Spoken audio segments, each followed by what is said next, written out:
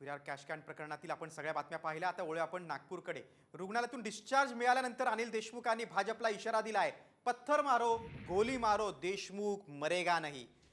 भाजपला धडा शिकवल्याशिवाय राहणार नाही असा इशाराच माजी गृहमंत्री अनिल देशमुखांनी दिलाय. काल देशमुखांवर नागपूरमध्ये जीवघेणा हल्ला झाला होता. आज त्यांना रुग्णालयातून डिस्चार्ज मिळाला.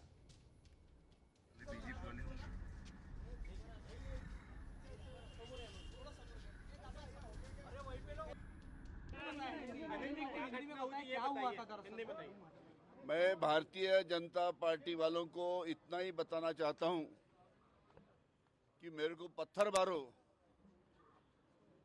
या गोली मारो, अनिल देशमुख मरेगा नहीं.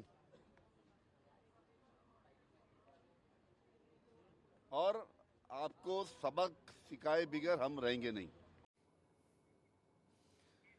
आणि अनिल देशमुखांवर आता फडणवीसांनी काय प्रतिक्रिया दिली आपण पाहूया. अनिल देशमुखांकडून सलीम जावेदच्या स्टोरी रचल्या जात आहेत असा टोला फडणवीसांनी लगावलाय. मागून दगड मारला तर डोक्यावर कसा लागला असा सवाल देखील फडणवीसांनी उपस्थित केलाय. 10 किलोचा दगड पडला तरी कारवर स्क्रॅच नाही.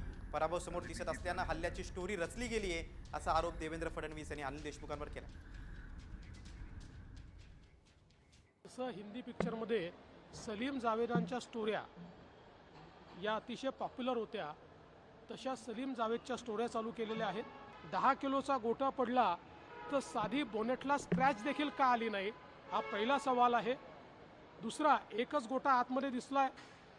हा गोटा मागची जी काच आहे ती फोडून मारलेला आहे. जर दगड मारला तर तो मागे लागायला पाहिजे, तो समोर कसा लागला?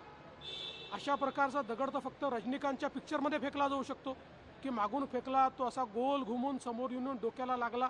आणि मग एवढा 1 किलोचा दगड लागला तर नुसते ॲब्रेशन्स का आहेत, त्याच्यामध्ये कुठली जखम का दिसत नाही?